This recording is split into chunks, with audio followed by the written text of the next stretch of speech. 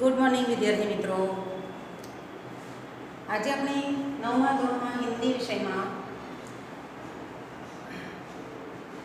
કાવ્ય 13 લઈશું.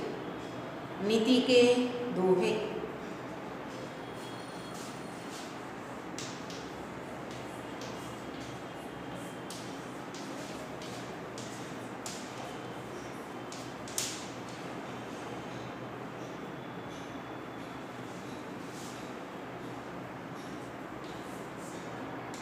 लेक्चर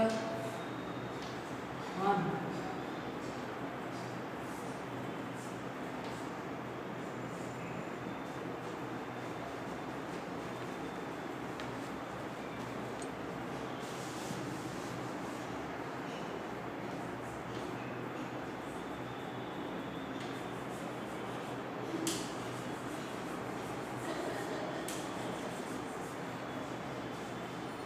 कविता के कवि हैं रहीम जी. श्री रहीम जी. विद्यार्थी मित्रों, कवि रहीम जी बादशाह अकबर के दरबार के एक नवरत्नों में से एक रत्न थे. नवरत्नों को समझते हैं आप? जैसे राज्य दरबार में राजा लोग क्या करते थे, अलग अलग विषय के ज्ञान में जो निपुण हैं ऐसे व्यक्तियों को अपने दरबार में रखते थे और उसे रत्न कहा जाता था. और नाम भी राज शब्द से शुरू होता है, जैसे राजवैर, राजकवि, राजपुरोहित. वैसे उनके दरबार के ये बहुत मशहूर कवि थे अकबर के दरबार के, और नवरत्नों में से एक रत्न थे. ये कवि लोग जो दोहा बनाते हैं बहुत कम शब्दों में बहुत बड़ी बातें समझाते हैं. जीवन की बातें होती हैं. मनुष्य को जीवन मिला है तो कैसे जीना है, तो जीवन जीने की शैली इनके शब्दों में रहती है. इसीलिए नीति विषयक दोहे कहते हैं. नीति यानी नियम. नीति के अनुसार, नियमों के अनुसार अगर जीवन जिया जाए तो बहुत ही बढ़िया जीवन बन जाता है, जीवन सार्थक हो जाता है. आप अगले धोरणों से लेकर ये नीति विषयक दोहे आपने सुने होंगे, समझे होंगे. ठीक है. रहीम जी भी बहुत बड़े कवि थे. यहाँ उन्होंने जो दोहे दिए हैं उनमें उनके विषय हैं परोपकार, सच्ची मित्रता, तुच्छ वस्तुओं का महत्व आदि.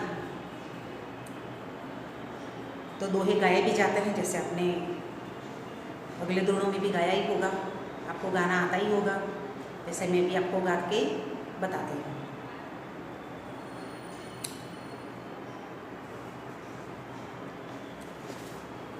तरुवर फल नहीं खात है, सरवर पियई न पान. कवि रहीम पर काज हित, संपत्ति सुच ही सुजान. रहीमा संपत्ति सच ही सुजान. ये प्रथम दोहा था. तो उसका परिचय, उसका विस्तृत समझ भी आपको मैं दे देती हूँ. तरुवर फल नहीं खात हित. तरुवर फल नहीं खात है. तरुवर यानी वृक्ष. आपके नोटबुक में आपको लिखते जाना है, नहीं लिखते जाना है तो भी कोई परवाह नहीं है. इसके अंदर उसके शब्द के अर्थ दिए गए हैं, पर आपको प्रत्येक दोहा अच्छी तरह से समझना है. और उनसे जो हमें मिलता है प्रेरणा, ये प्रेरणा हमें अपने जीवन में लानी है. अगर नहीं लाओगे तो कोई मतलब नहीं है हमारे जीवन का. न अभ्यास का महत्व है, न ज्ञान का महत्व है, और न आपके जीवन का महत्व है. ये दोहे हमें अपने जीवन में ऐसी कुछ बातें सिखा जाते हैं जो बहुत ही प्रेरणादायी होती है। ठीक है, जैसे ये वीडियो लेकर आप बैठोगे तो आपको बुक लेना ही है साथ में, और जैसे मैं आपको इन दोहों का परिचय देती जाऊंगी वैसे आपको उन शब्दों को, उन पंक्ति को समझना है। तरो,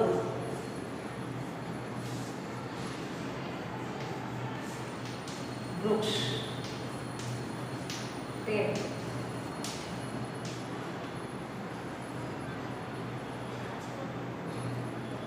तरोवर अपना फल नहीं खाता। जो पेड़ उगते हैं उन पर जो फल आते हैं वे खुद नहीं खाते, मतलब यही होता है। अब आगे सुनिए, सरोवर पिए ही न पान। सरोवर यानी सरोवर, ये उन्होंने दोहे अपनी भाषा में लिखा है। जैसे हम अपने वतन रहते हैं या जो भी बोलते हैं अपने वतन की भाषा बोलते हैं, ठीक है ना। तो यहाँ भी अपने दोहों को उन्होंने अपने शब्दों में लिखा है। उसका मतलब तो यही होता है जो मैं यहाँ लिखती हूँ, सरोवर यानी सरोवर, पिए ही न पान।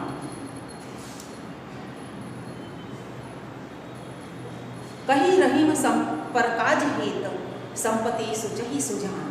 सुजान यानी सज्जन, सुजान, सज्जन, ज्ञानी। ये प्रथम दोहे के शब्द है, और अब आप उसकी समझ लीजिए। तरवर फल ही न खात है, सरवर पिए ही न पान।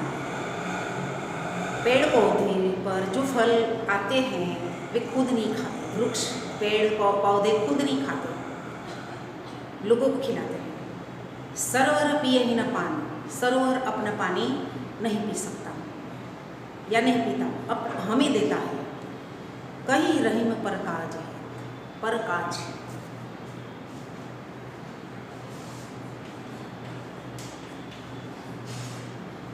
हित, परोपकार,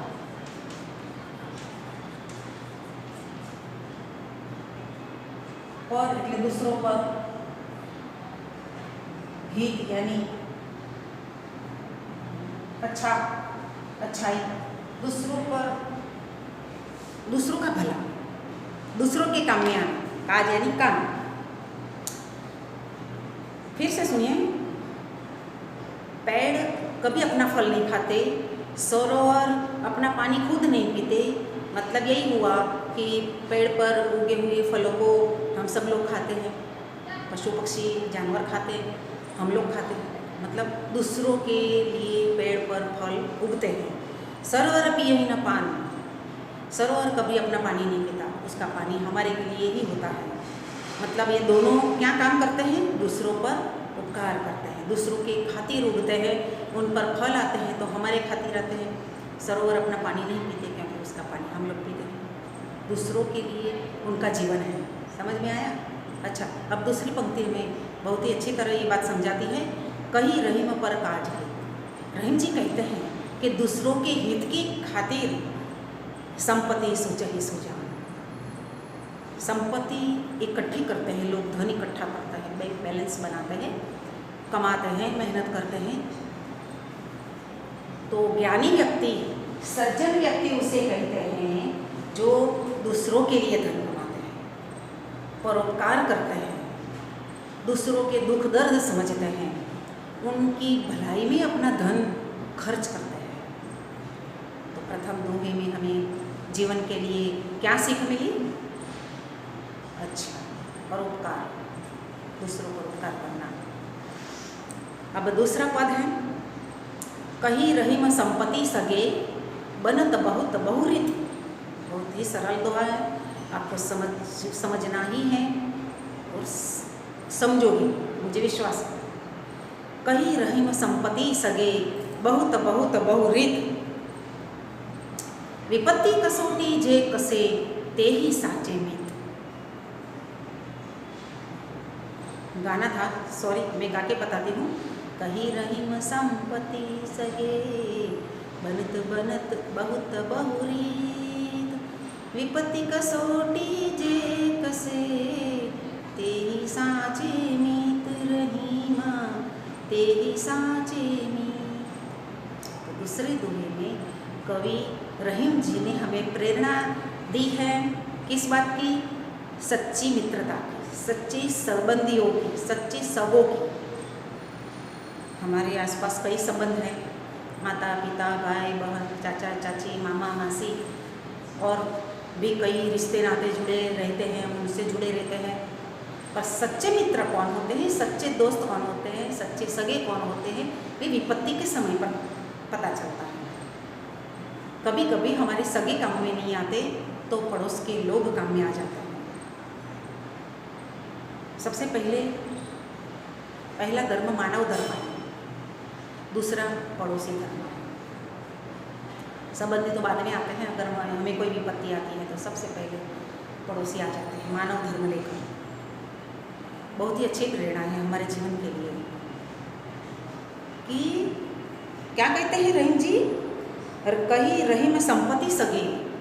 संपत्ति ऐसी चीज है कि जब तक हमारे पास संपत्ति होती है तो हमारे कई सगे बन जाते हैं। बनत बहुत बहुरीत, अनेक रीत से संबंध बनते हैं क्योंकि हमारे पास पैसे हैं। पर विपत्ति के समय पर जो हमारे काम में आते हैं वही सच्चे मित्र होते हैं, वही सच्चे संबंधी होते हैं। दूसरा पद यहाँ पूर्ण हुआ तो क्या सीख मिली दूसरे पद से, दूसरे दोहे से? सगे संबंधी का परिचय कब होता है? जब हम पर विपत्ति आती है, बराबर? तो विपत्ति के समय पर हमें सच्चे संबंधियों का पता चल जाता है, उसका परिचय हो जाता है। ये हुआ दूसरा पद। अब हम यहाँ पर ऐसा कोई कठिन शब्द नहीं है, इसलिए मैं यहाँ पर इसका कोई शब्द नहीं लिख रही हूँ। तीसरा पद देखें, रहीम देखी बड़े न को, लगुन दीजिए डारी, कहाँ काम आवे सुई, कह करे तलवारी, रहीमा कह करे तलवारी। तीसरे पद में कवि क्या कहते हैं? तीसरे पद में कवि कहते हैं कि समाज में, संसार में व्यक्ति या कोई चीज अगर छोटी है तो उसका भी अपने स्थान पर महत्व होता है। जो चीज बड़ी होती है वे बड़े काम की चीज होती है, छोटी चीज व्यर्थ नहीं होती, वे भी अपने काम के लिए महत्वपूर्ण होती है। ठीक है, तो तीसरे पद की समझूती में देती हूँ आपको। रहीम देखी बड़े न को, लघु न दीजिए डारी। लघु यानी छोटा,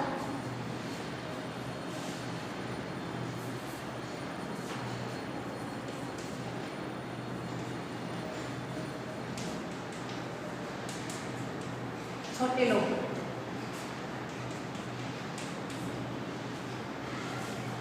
प्रथम पंक्ति में कवि क्या कहते हैं?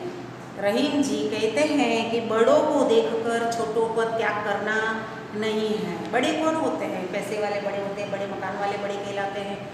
कोई आदमी बड़े ओहदे पर होता है तो भी उसे बड़े कहलाता है, पर उसे देखकर हमारे पास रहे हुए छोटे आदमियों को व्यर्थ नहीं समझना चाहिए, क्योंकि बड़ा आदमी जो बड़ा काम करता है तो छोटा भी अपने काम के लिए महत्व का होता है। ये चीज हो या व्यक्ति, अपने स्थान पर वे अपना महत्व रखते हैं। तो दूसरी पंक्ति में कवि ने हमें उदाहरण देकर क्या समझाया है? सुई और तलवार का उदाहरण देकर वे समझाते हैं कि जहाँ काम आवे सुई, कहाँ करे तलवार। जहाँ सुई काम में आती है, तलवार वो काम तलवार नहीं कर सकती। तलवार का काम क्या है? युद्ध में जीतना, युद्ध में काम में आना, बड़ा काम है। ये बड़ा काम सुई नहीं कर सकती क्योंकि वे छोटी है, पर उसको व्यर्थ नहीं समझना है। कवि कहते हैं कि सुई जो सिलाई का काम करती है, वे तलवार 1000 गुना बड़ी होकर भी ये सुई का काम नहीं कर सकती। तो मतलब यही हुआ कि छोटे व्यक्तियों या छोटी चीज़ों का भी अपना महत्व होता है। तीसरा पद यहाँ पूर्ण होता है। अंतिम पद इस लेक्चर का, पहले लेक्चर का। दीन सबन को लखत हैं, सॉरी गाना है मुझे। दीन सबन को लखत है, दिन ही लखे ना कोई, जो रहीम दिन ही लखे, दिन बंधु सम होय, रहीमा दिन बंधु सम होय। आपको अगर इसका गाने का तरीका आपको अगर कोई अलग गा सकते हैं तो गाना आपको गाना ही है, पर मैं अपने तरीके से ऐसा गा सकती हूँ और आपको ये पद समझा सकती हूँ। दीन सबन को लखत है, दीन यानी गरीब,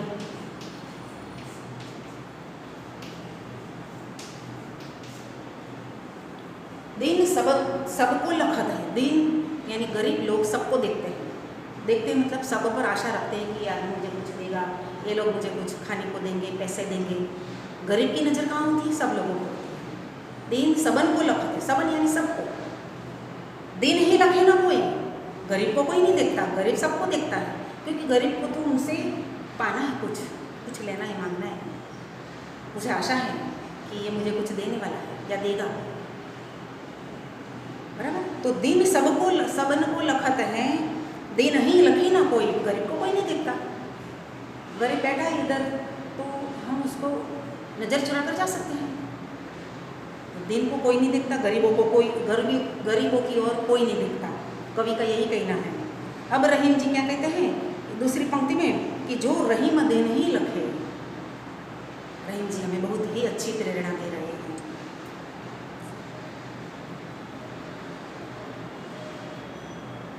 वे क्या कहते हैं कि रहीम जी कहते हैं कि जो गरीबों की ओर देखता है, गरीबों को मदद करना, गरीबों के दुख दर्द को समझना और उनको सहाय करना, बेसहायों को, असहाय को सहाय करना, जो व्यक्ति समझता है वे कैसा होता है? दीन बंधु सम हो, वे भगवान के समान होता है। दीन बंधु यानी भगवान, गरीबों की मेरी दीन बंधु भगवान,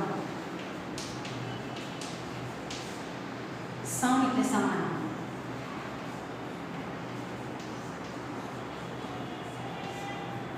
जो आदमी, जो व्यक्ति गरीबों की ओर देखता है, उसका ध्यान उसकी ओर जाता है, उसे जो चाहिए वो समझ सकता है। पैसों की ज़रूरत है, खाने की ज़रूरत है, भूखा है, कंगाल है, बेसहाय है, उसको सहारा देता है, वे भगवान के सामने होता है।